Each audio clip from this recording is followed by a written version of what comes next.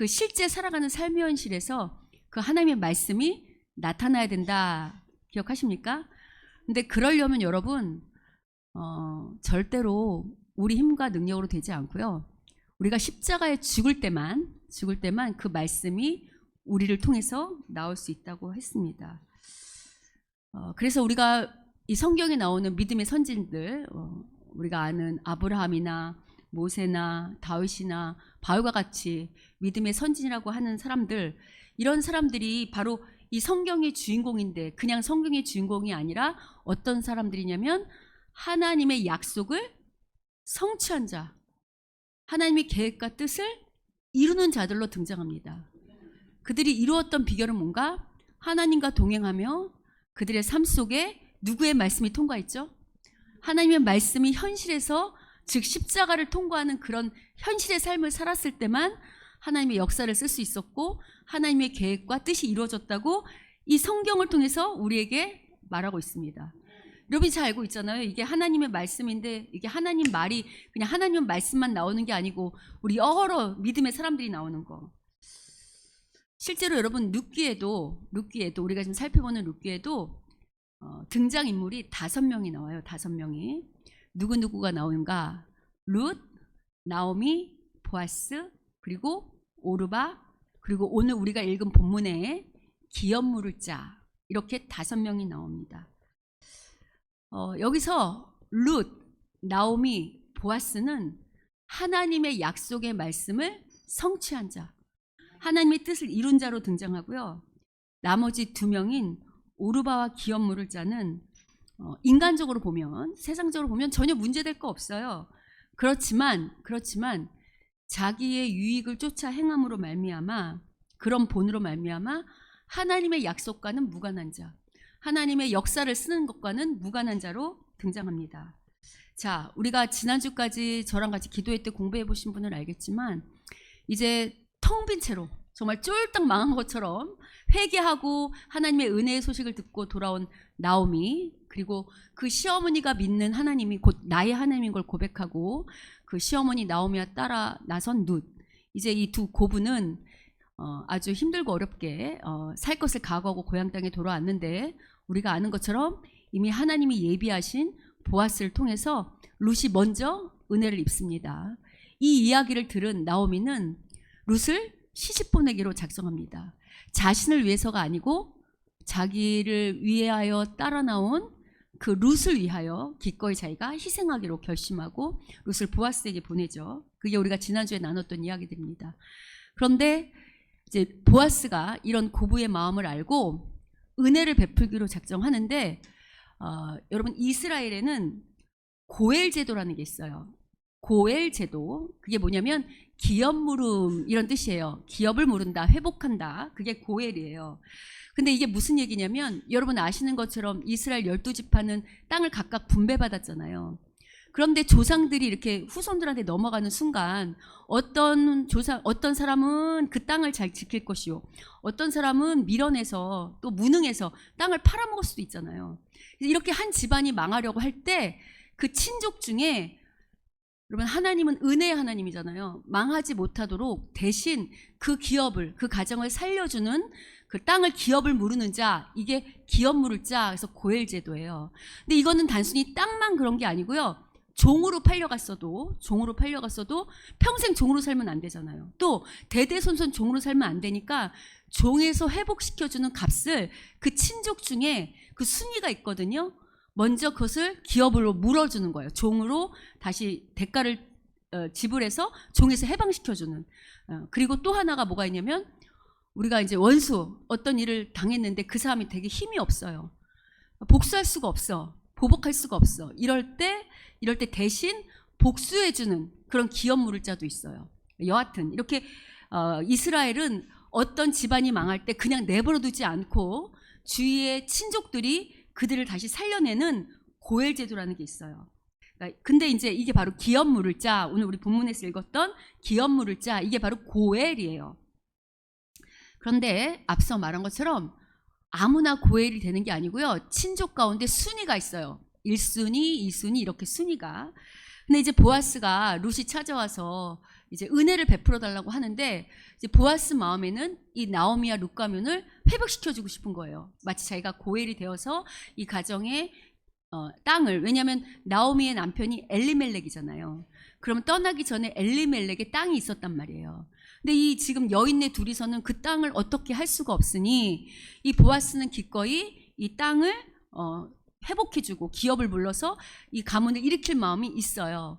근데 문제는 보아스가 1순위가 아니고요. 보아스는 2순위예요. 1순위 누구냐면 바로 오늘 본문에 본 기업 물을 자예요. 그래서 보아스가 1절을 보시면 성문으로 올라가서 그 첫 번째 순위, 기업 물을 자 1순위였던 그 사람을 부릅니다. 그렇죠? 그리고 공증을 서기 위해서 장로들, 왜냐면 이게 약속이고 계약이니까 그 고을에 있는 장로들을 청해서 지금 이 상황을 설명해요. 이 엘리멜렉의 부인인 나오미가 이렇게 홀로 돌아왔는데 이을 자손도 없고 이 땅을 살 힘도 없으니 당신이 이 엘리멜렉의 소유지를 팔려 한다는 게 이제 자기 소속은 돼 있을 거 아니에요. 근데 이 고부가 이걸 갖고 어떻게 할 힘이 없으니 이 땅을 당신이 대신 사서 다시 이 집안을 일으켜 달라는 얘기예요. 기업 물을 자가 돼서. 그래서 이 4절에 보면 이렇게 얘기를 하면서 지금 보시면 당신이 이걸 기업을 물으려면 당신이 먼저 선택권이 있고 만약에 당신이 이걸 물으지 않는다 그러면 어떡할 거냐면 내가 하겠다 이렇게 지금 얘기를 하고 있어요. 그랬더니 여러분 4절의 후반절을 보시면 그 첫 번째 기업 물을 자가 보아스에게 뭐라고 하냐면 제가 고엘이 되겠습니다. 제가 그것을 기업 물은 자가 되겠습니다 라고 말을 합니다.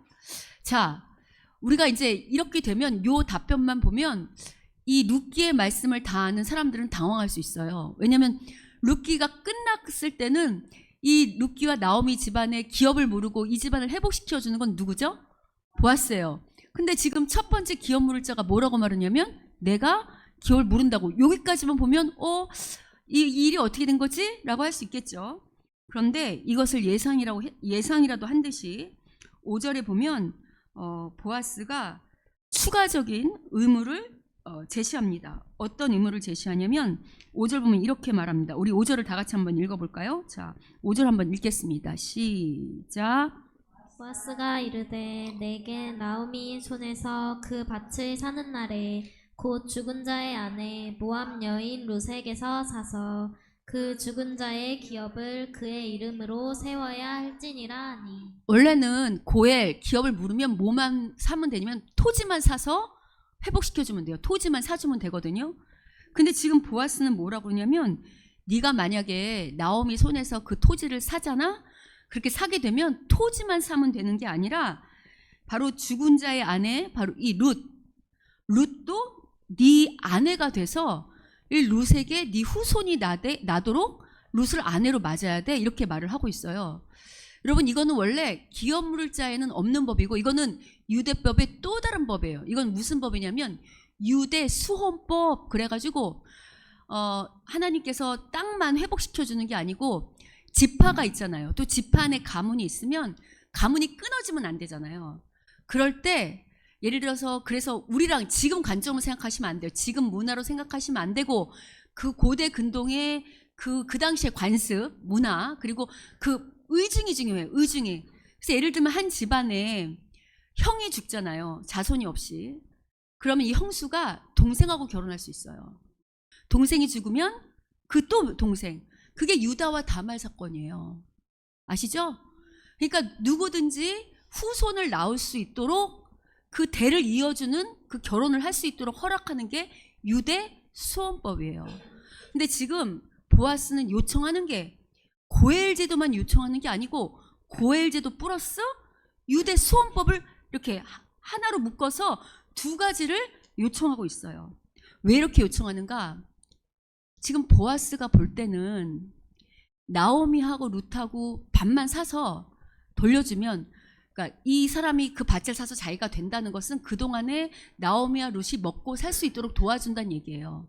근데 나오미가 룻이 살아있는 동안에는 그렇게 도와줄 수는 있지만 이제 둘 다 과부잖아요. 그리고 룻도 지금 과부고, 그리고 만약에 이렇게 끝이 나면 이 엘리멜렉의 가문은 어떻게 되죠?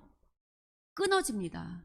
그러니까 보아스는 그거를 거기까지, 이 가문이 후손을 잇는 것까지 헤아려서 지금 뭐라고 기업 물을 자한테 요구하냐면 땅만 사주지 말고 땅만 기업 물고 이 사람들 살아있을 동안만 먹여 살리는 게 아니라 네가 이 사람들의 집안에 결혼을 해서 후손을 이을 수 있도록 그 진정한 유대 소법까지 포함한 고엘이 되라고 말해요.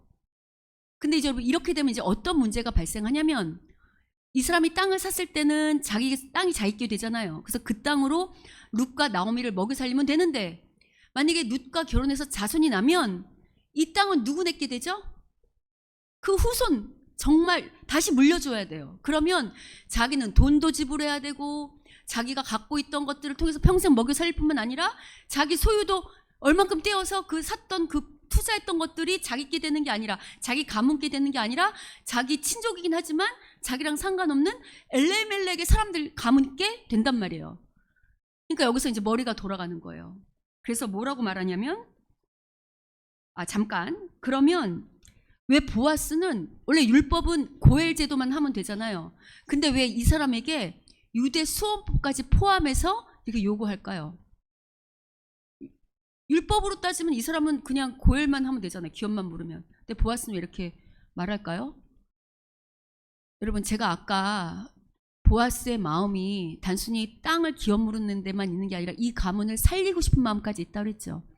여러분 제가 계속 여러분에게 말씀드리는데 하나님이 우리에게 십계명 주신 목적, 율법을 주신 목적이 율법 자체를 지키나 안 지키나 보려고 했다고 했나요? 아니면 율법 안에 담긴 하나님의 마음을 지키라는 거라고 했나요? 저 하나님의 마음을 헤아려서 지키는 거라고 그랬죠. 그럼 율법에 담긴 하나님의 마음은 뭘까요? 한마디로 말하면 사랑이에요. 사랑. 하나님 사랑, 이웃 사랑. 율법을 주신 목적은 율법 자체에 있는 게 아니고 사랑에 있다고. 사랑. 어떤 사랑? 하나님이 우리를 죽기까지 사랑하신 그 사랑으로 너희들도 서로 사랑하라. 그러니까 지금 보아스는 단지 구약 사람이지만 율법의 메인 정도가 아니고 여러분 그럼 똑같이 보아스가 이 사람에게 은혜를 이런 걸 요구할 때 이대로 행하면 보아스는 기꺼이 자기가 어떻게 되는 거죠? 손해를 보는 거예요. 손해를 보겠지만 그래도 이 사람을 이 가문을 살리겠다고 하는 거죠. 그러니까 보아스는 구약의 인물이었지만 율법을 주신 하나님의 목적이 그리고 하나님의 마음이 어디에 있는지 정확히 알고 있었어요. 어디에 있는가? 살리는데, 사람을 살리고 세우고 그 사람을 사랑하는 데 있다는 걸 알고 있었어요. 그래서 지금 이렇게 기업 물을 자한테 요구하고 있죠. 그런데 실은 지금 6절에 어떻게 하는가? 6절을 볼까요? 이 기업 물을 자가 뭐라고 하냐면 이것을 거절합니다. 거절합니다. 그런데 여러분 실은 기업 물을 자가 이것을 거절해도 율법상으로는 아무 문제가 되지 않아요. 그런데 이 기업 물을 자가 율법에는 뭐 문제가 되지 않을지 모르지만 누구의 마음은 헤아리지 못하는 걸까요? 그렇지. 율법을 주신 하나님의 마음. 무엇을 하나님이 기뻐하시는지는 전혀 헤아리지 못합니다. 특별히 이것을 아까는 좋다고 했다가 이 룻과 결혼해서 가문까지 일으켜라 라고 했더니 거절했던 이유가 6절에 등장합니다. 우리 6절을 같이 한번 읽어볼까요? 자, 6절 같이 한번 읽어보도록 하겠습니다. 자, 읽겠습니다. 시작. 그 기업 물을 자가 이르되 나는 내 기업에 손해가 있을까 하여 나를 위하여 물으지 못하노니 내가 물을 것을 내가 물으라. 나는 물으지 못하겠노라 하는지라. 지금 거절하는 이유가 뭐죠? 나한테 뭐가 있을까봐? 손해나는 거 나 싫어. 나 손해 일도 보기 싫으니까 이거 그럼 다음 순위가 보아스거든요. 그러니까 나 안 할 테니 보아스 네가 기업 물을 자도 하고 룻과 결혼도 해서 이 가정을 살려라 이렇게 말하고 있습니다. 여러분 앞서 말한 것처럼 그래서 이제 우리가 다음을 쭉 읽어보면 보아스는 아주 억지로가 아니라 기쁘게 룻과 결혼해서 룻의 가문을 그러니까 나오미의 가문을 살려줄 뿐만 아니고요. 우리가 아는 것처럼 훗날 다윗이라는 사람의 증조 할아버지가 되는 믿음의 역사를 써나가게 됩니다. 여러분 이 훗날 이 보아스가 지금 다윗을 보른다고 할 때 다윗의 증조 할아버지가 될 때 이게 어떤 의미가 있냐면 제가 처음에 이런 말씀 드렸잖아요. 룻기는 한 가정의 역사지만 한 가정의 역사를 말하려고 하는 게 아니고 룻기는 사사기 시대 정말 하나님에 대한 믿음이 하나도 없어서 엉망진창이어서 자기 소견에 옳은 대로 행하는 자기 마음대로 행하는 이스라엘. 그래서 이 나라의 미래가 있는가? 이 이스라엘의 미래가 있는가? 라고 다들 퀘션 마크 물음표를 던질 때 이 모형 이 한 가정 다 망해가는 이 나오미와 룻 이 가정 그리고 보아스 이 세 사람을 통해서 아니 하나님의 나라는 누가 쓰시는가? 하나님이 쓰신다. 누구를 통해서? 힘 있고 능력 있고 무슨 돈 있고 어떤 그런 사람이 아니라 무명이라도 힘이 없다 할지라도 오직 누구만 바라보며 하나님만 바라보며 날마다 회개하며 그 말씀 앞에 자신을 복종하는 그런 룻과 나오미와 보아스를 통해서 하나님이 역사를 쓴다고 룻기가 말하는 거라고 했어요. 왜냐하면 이 룻의 가문을 통해서 누가 나온다고요? 다윗이요. 여러분 다윗이 누굽니까? 이스라엘의 가장 위대한 왕이요. 하나님 나라 이스라엘을 가장 멋지게 세웠던 왕입니다. 그리고 여러분 이제 이 보아스는 오늘날 신약에서는 누구의 전형이냐면 바로 예수님의 모형이에요. 왜냐하면 예수님이 우리의 고엘이 되셨거든요. 그래서 예수가 우리의 죄사함 우리가 원래 죄의 종되었던 자들이잖아요.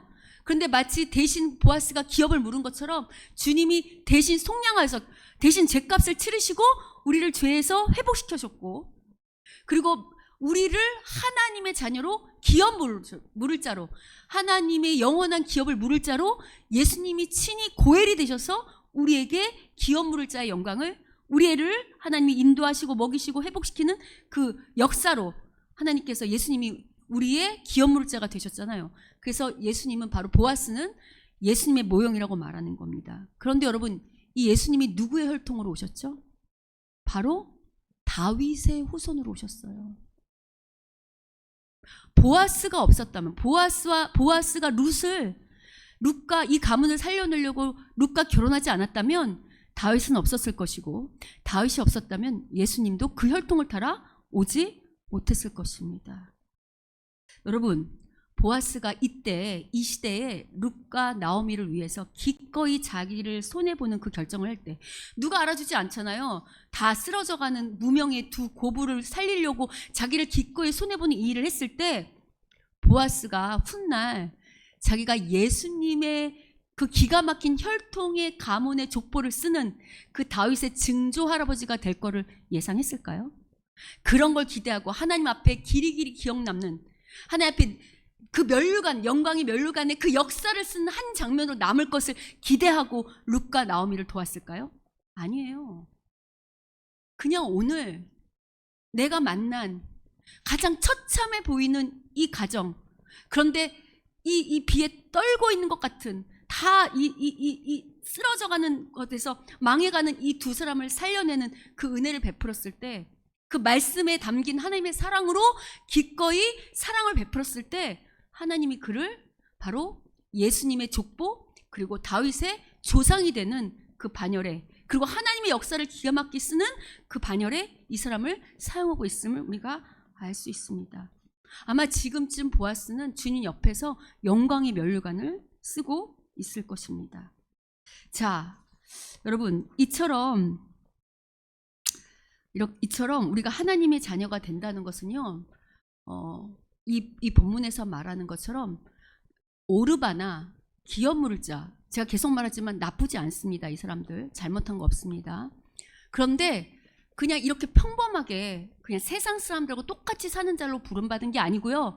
여기서 구별되어서 누구보다 누구를 사랑하며 하나님을 사랑하며 하나님 앞에 그 말씀대로 살기를 소원하는 사람들로 우리를 부른 것과 마찬가지입니다. 특별히 여러분 아까 제가 예수님이 우리의 고엘이 되셨다 그랬잖아요. 여러분 예수님이 우리의 고엘이 되신 목적이 뭘까요? 그냥 그거 우리를 죄에서 사하시고 우리를 인도하시고 먹이시고 입히시고 또 우리 대신 원수도 갚아주시잖아요. 아까 고엘이 원수도 갚아준다 그랬죠. 그게 기뻐서 환호하는 자로 끝나라고 그거 즐기라고 우리를 부르셨을까요? 여러분 아이 때는 철없는 아이 미성숙한 나이 때는 그걸 즐기면서 살아요. 아, 주님이 나를 도와주셨어요. 나를 구원하셨어요. 내 문제를 해결해 주셨어요. 여러분 기도하실 때 하나님 앞에 문제 갖고 나가시잖아요. 그 문제를 해결받는 경험이 있나요? 있으셔야 돼요. 반드시. 왜냐하면 우리가 어떤 문제가 있을 때 하나님 앞에 나아가서 하나님 이 문제 해결해 주세요 라고 해결받는 경험이 있어야 아, 주님이 나의 진짜 주님이구나.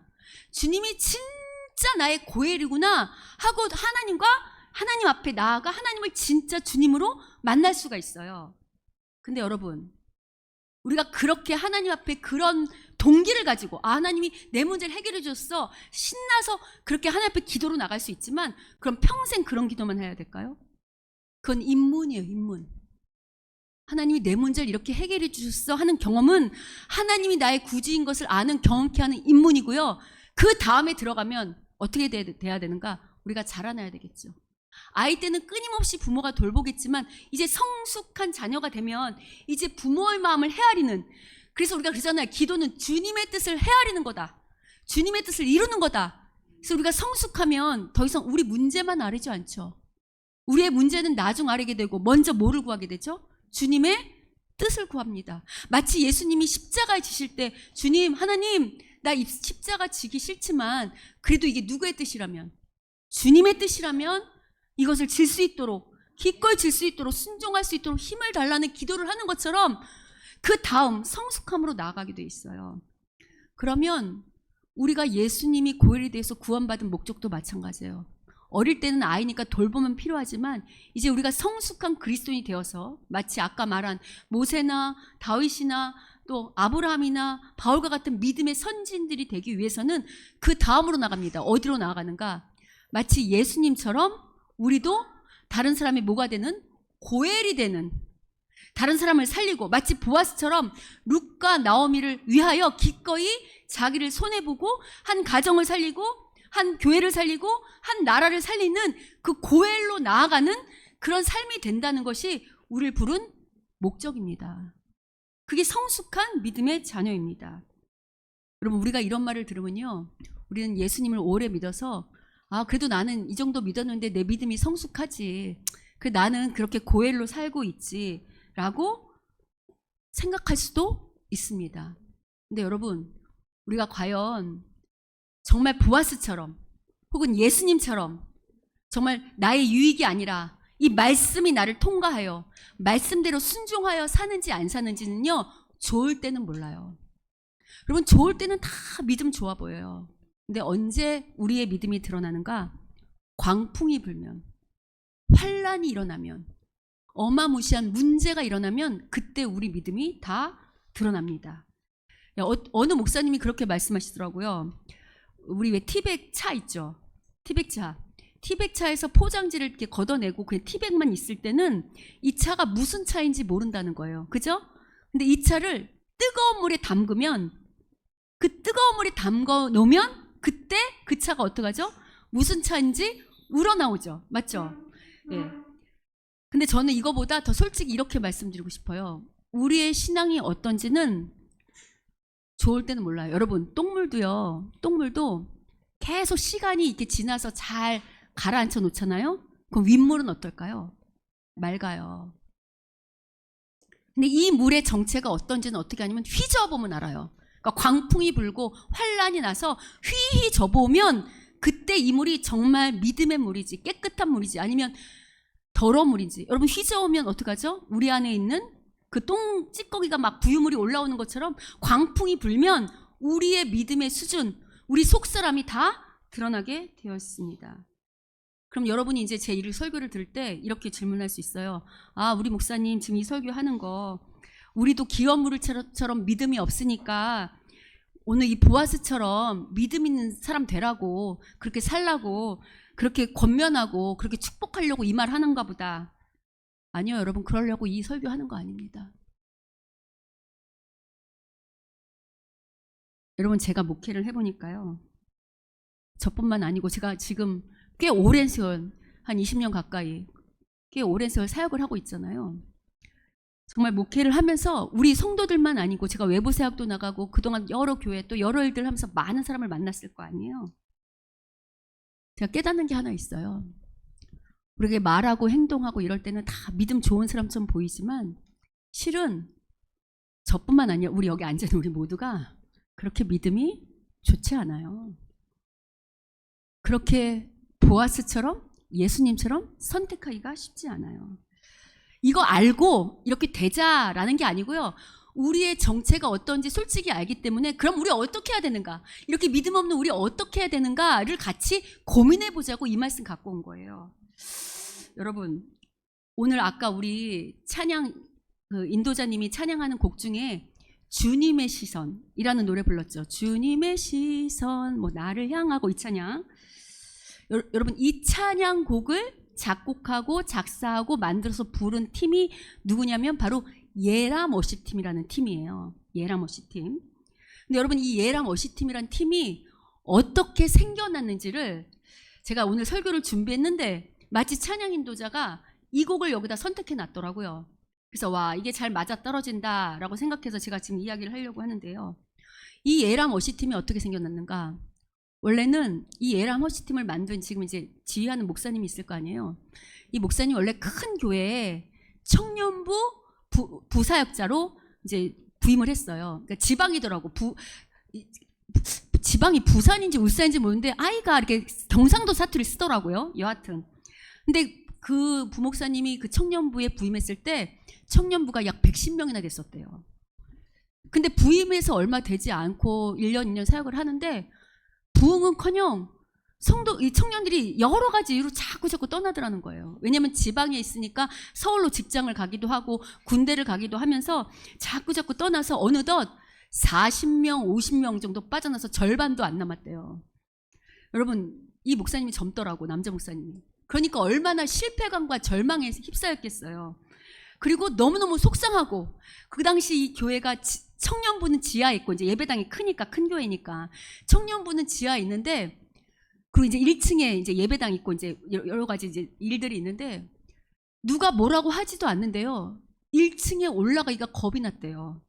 왜냐면 1층에 못 올라갔대요. 왜냐면 이게 모든 탓을 자기한테 돌릴 것만 같고 너무너무 스트레스가 되고 너무너무 실패함과 절망감과 낙심이 패배감이 자기를 짓눌러서 도저히 못 살겠어서 이렇게 생각했대요. 아, 이 교회는 여기까지인가 보다.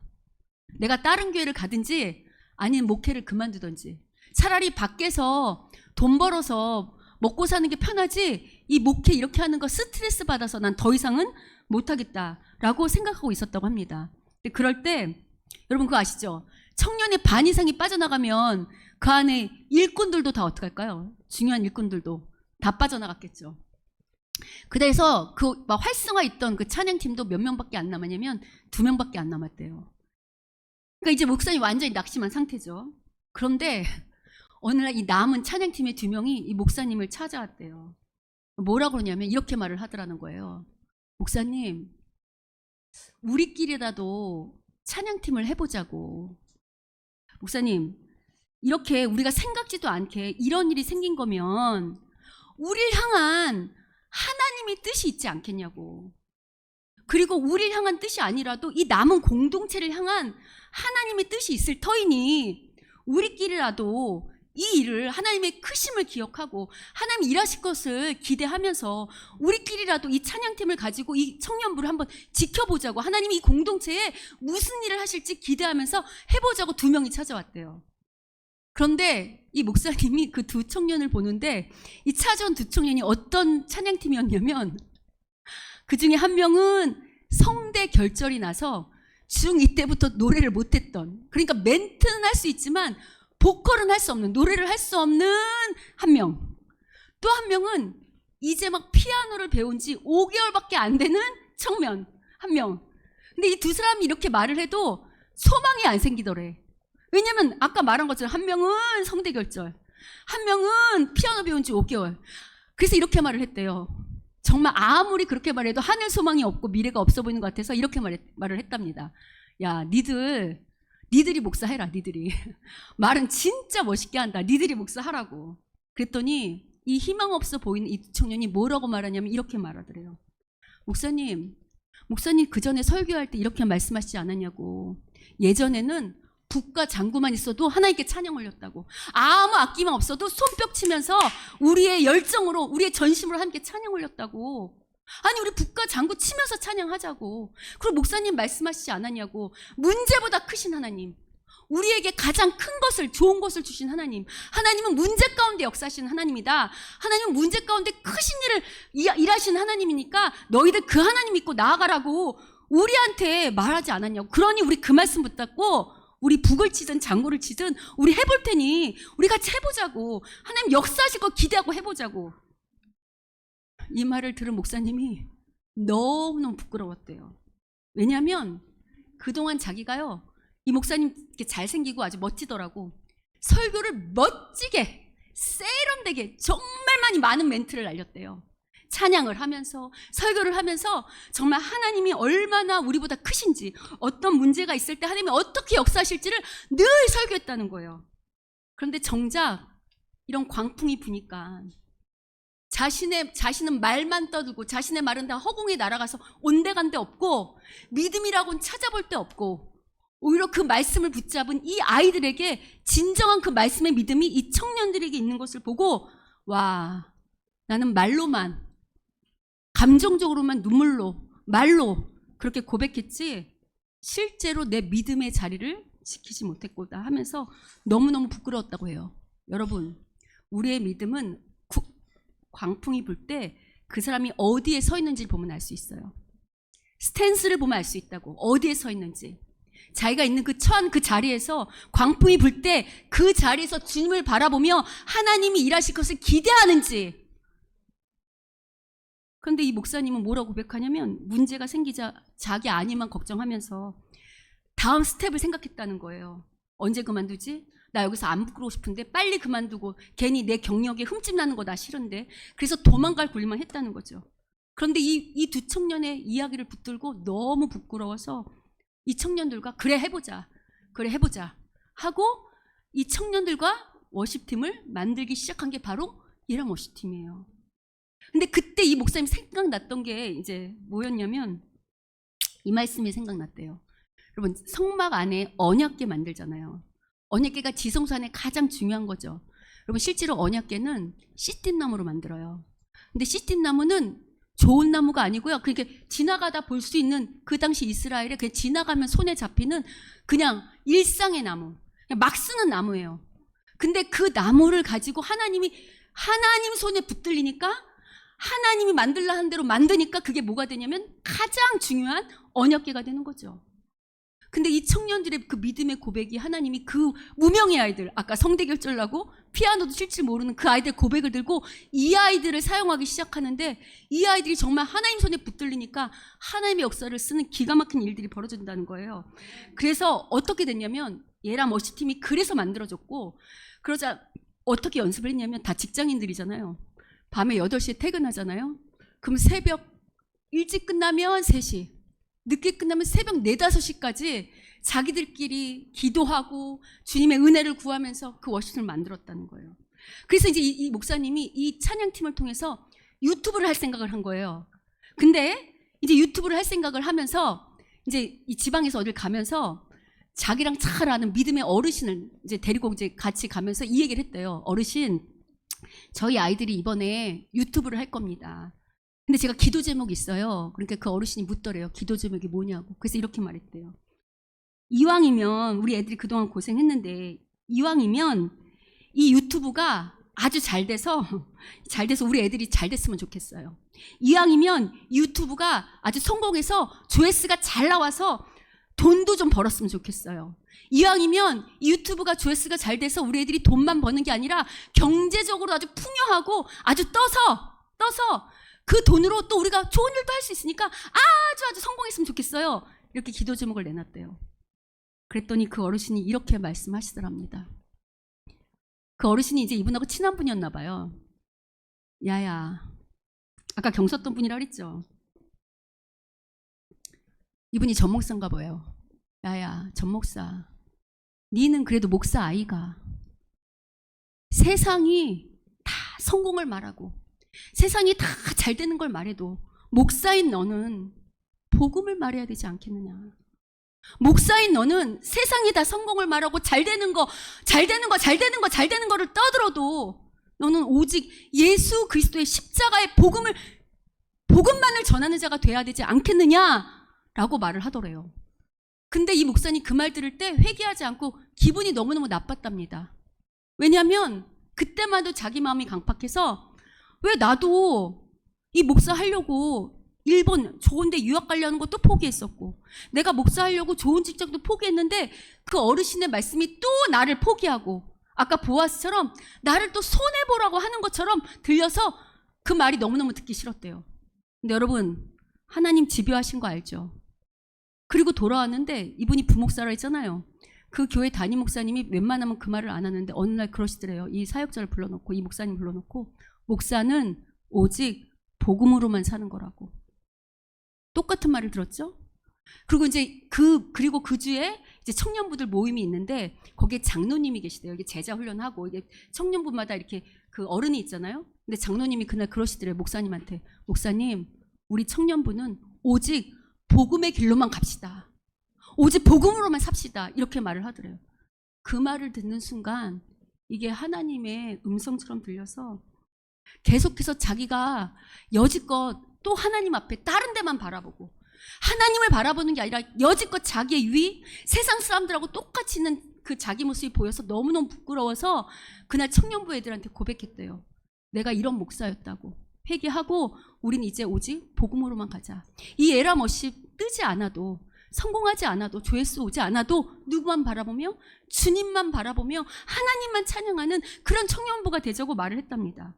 그리고 나서 집에 와서 말씀을 묵상하는데 그때 묵상했던 말씀이 뭐냐면 바로 요한복음 5장 5절부터 7절이에요. 아까 우리 인도자가 말했던 그 38년 된 중풍병자 거기 보면 이렇게 나와 있거든요. 우리 요한복음 5장 5절부터 7절을 같이 한번 읽어보겠습니다. 요한복음 5장 5절부터 7절입니다. 같이 읽겠습니다. 시작. 거기 38배 된 병자가 있더라. 예수께서 그 누운 것을 보시고 병이 벌써 오래된 줄 아시고 이르시되 내가 낫고자 하느냐. 병자가 대답하되 주여 물이 움직일 때에 나를 못에 넣어주는 사람이 없어. 내가 가는 동안에 다른 사람이 먼저 내려가나이다. 여러분 이거 아시죠? 아까 말한 것처럼 베데스다라는 연못이 있는데 거기 먼저 들어가는 사람이 낫는데 이 38년 된 병자는 그동안 움직일 수 없어서 다른 사람이 먼저 들어가서 못 나는 거잖아요. 근데 지금 그렇게 38년을 알아놓았던 병자에게 지금 누가 찾아오셨어요? 예수님이 찾아오셨어요. 지금 예수님이 이 병자한테 뭐라고 물으세요? 네가? 그럼 여러분 우리가 뭐라고 대답하는 게 맞을까요? 이렇게 물으신다면 여러분이 주님을 만났어요. 우리의 문제가 있어요. 주님이 묻잖아요. 낫기를 원하니? 그럼 뭐라고 말해야 될까요? 예, 주님. 낫기를 원합니다. 주님만이 하실 수 있습니다. 라고 말해야 되는데 이 병자 뭐라고 말하죠? 앞에 예수님 세워두고 다른 얘기하죠. 주님, 저 사람들 때문에 내가 못 낫습니다. 나를 넣어준 사람이 없습니다. 마치 주님이 우리 앞에 있는데도 사람 탓, 환경 탓, 이 핑계, 저 핑계 대고 다른 데로 주님을 바라보지 않고 다른 데로 헤매고 있는 이 38년 된 병자의 모습이 바로 자기의 모습과 같아서 너무너무 부끄럽다고 합니다. 목사지만 주님을 바라보는 믿음 없는 자기, 늘 사람 탓, 환경 탓, 핑계 탓, 이 핑계 저 핑계 들이대면서 도망가 굴리를 했던 믿음 없던 자기를 발견하고서 그날 만든 노래가 우리가 아까 불렀던 주님의 시선이에요. 그런데 이렇게 하나님 앞에 부끄러운 고백으로 드렸던 이 주님의 시선이 생각지도 않게 조회수가 500만이 나온 거예요. 몇백만, 100만, 150만, 500만까지. 그래서 이 에람 워십팀이 이렇게 뜨게 된 겁니다. 여러분, 그러면 이게 뜨게 된 거에 집중하냐? 그게 아니에요. 그럼 이 다음 에람 워십팀 문제가 없는가? 아니에요. 이렇게 떴음에도 불구하고 이 찬양 사역팀 중에 지금 젊은 청년들 중에 암 투명하는 사람이 2명이나 있대요. 젊은이들인데도. 근데 이 목사님이 그 얘기하면서 펑펑 울더라고. 왜냐면 혹시 자기가 그 새벽까지 같이 연습하고 이래서 애들이 암 걸린 건 아닐까 해서 너무너무 우는데 오히려 청년들의 믿음이 더 좋답니다. 아니라고. 목사님 아니라고. 하나님이 우리를 향한 계획과 뜻이 있어서 이러시는 거라고. 우리 광풍 불어도 이 질병이 걸려도 누구만 바라보고 하나님만 바라보고 나아가겠다고 말한다고 고백하고 이야기를 하더라고요. 여러분, 이처럼 하나님의 역사를 써나가는 것은요, 저처럼 설교를 잘하는 목사, 뭐 찬양을 멘트를 잘 날리는 사람들, 뭐 이런 사람들 아니고, 또 여기서 헌신을 많이 하는 사람들, 이게 아니고요. 세상이 볼 때는 소망도 없고 정말 무익한 것 같고 미래도 없어 보이던 성대 결정을 났던 그 자매, 그리고 이제 피아노 배운 지 5개월 됐던 그 자매, 그리고 룻과 나오미 같은, 그리고 보아스 같은 그런 사람들 통해서 하나님의 역사를 쓴다고 성경에서 말하는 게 아니고 오늘 우리에게도 말하고 있습니다. 여러분, 거듭 말씀드리지만 손해가 있을까 하여 함께하지 않았던 오르바 기업업자 나쁜 거 아니라고 했습니다. 나쁜 거 아니지만 주님의 역사를 쓸 수는 없다고 성경이 말하고 있습니다. 여러분, 앞서 말한 것처럼 이런 설교를 하는 목적이 그러니까 보아스 되라고 하는 게 아니고요. 앞서 말한 것처럼 우리가 솔직히 하나님 앞에 서보자는 거예요. 우리의 믿음이 정말 우리가 그동안 믿었던, 믿는다고 말했던, 믿는다고 고백했던, 믿는다고 찬양하고 기도하고 했던, 들었던 그 말씀이 그 믿음의 자리에 서 있는지, 아니면 이 목사님처럼 혹은 기업물을처럼 허공에 날리는 그런 믿음이었는지 돌아보자는 거예요. 그래서 만약에 우리가 이 38년 된 병자처럼 여전히 믿음이 없다면 하나님 앞에 고백해야 됩니다. 어떻게? 주님, 은혜를 베풀어 달라고. 우리에게 믿음이 없다고. 내가 38년 오래 예수를 믿었지만 38년 된 병자처럼 주님만을 바라보는 게 아니고 여전히 다른 데를 바라보고 있다고. 그러니 주님의 시선이 나를 향하고 있고 내 시선이 주님을 향할 수 있도록 이렇게 38년 믿음 없는 병자도 고쳐주신 주님이 오늘 믿음 없는 나도 고쳐달라고, 은혜를 베풀어 달라고 고백할 때, 은혜가 있어야만 여러분 믿음의 자리에 설 수 있어요. 왜냐하면 성경이 그렇게 우리에게 말하고 있거든요. 여러분, 우리 아브라함을 믿음의 조상이라고 말하잖아요. 왜 아브라함을 믿음의 조상이라고 말합니까? 이삭을 바쳐서 그렇게 말하잖아요. 여러분, 아브라함이 이삭을 바친 거 아브라함 실력 아니에요. 제가 창세기 때 여러 번 말씀드렸죠. 아브라함도 우리처럼 넘어지고 엎어지고 실수했다고. 그런데 하나님이 누구를 그 자리로 데리고 가셨죠? 아브라함이 이삭을 바칠 수밖에 없는 그 믿음의 자리로 누가 데리고 가셨는가? 주님이 데려가셨어요. 여러분, 야곱 아시죠? 야곱이 요셉을 잃고 가장 사랑했던 라헬의 아들이 요셉과 베냐민이잖아요. 요셉을 잃고 얼마나 절망했습니까? 근데 누구를 꼭 붙잡았냐면 베냐민을 꼭 붙잡았죠. 근데 나중에 하나님이 누구까지 놓게 하시는가? 베냐민까지 놓게 하세요. 그럴 때 누구를 만나냐면 살아있던 요셉도 만나고 죽은 줄 알았던 요셉도 만나고, 그리고 오히려 영광의 자리로 나아가는 것이 창세기가 우리가 하는 말입니다. 여러분, 오늘 우리는 하나님께 정직하게 구해야 됩니다. 하나님, 우리에게 믿음이 없습니다. 그런데 믿음 있는 사람이 되고 싶습니다. 믿음의 자리에서 주님을 바라보는 사람이 되고 싶습니다. 이 보아스처럼, 그리고 이 두 자매처럼, 그 믿음의 선지들처럼 하나님의 역사 가운데 있는 사람들이 되고 싶습니다 라고 구한다면, 그렇게 구하는 당신 자녀에게 왜 은혜를 베풀지 않겠습니까?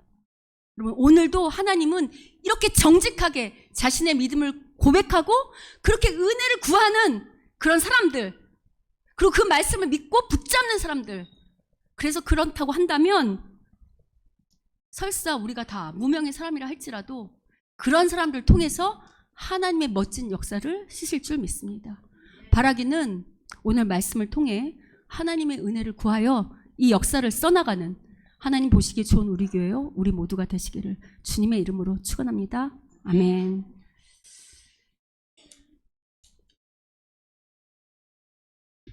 우리 이 시간 찬양할 때 이 오늘 말씀 기억하면서 주님의 시선 찬양하도록 하겠습니다.